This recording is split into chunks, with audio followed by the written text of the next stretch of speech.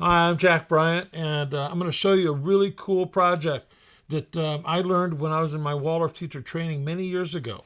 And my teacher then was a fellow by the name of Klaus Charisius, who taught at the Stuttgart School in Germany for many, many years, and he was my main mentor. He really meant a lot to me, and I'm sure he meant a lot to a lot of people in his life. He made a lot of impressions on people. But for me, it was one of the catalysts that set me in the direction that I've gone in for many years of my life now.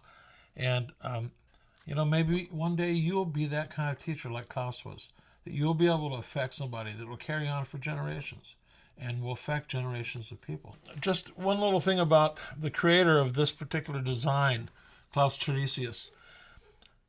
He was a lovely man, reminding me of Geppetto from the story of Pinocchio, except for the Lederhosen. But he was a lovely, lovely man, and he had an amazing talent with working with wood. And I'll tell you a quick story.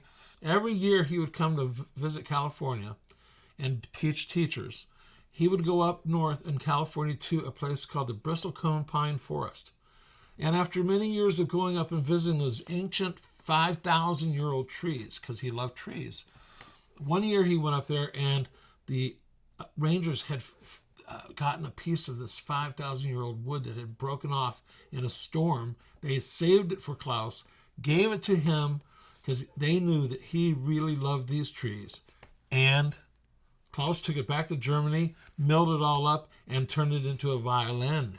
So this was my teacher. I learned so much from him. He was a great man. There are many great teachers in this world. You may be one of those great teachers already.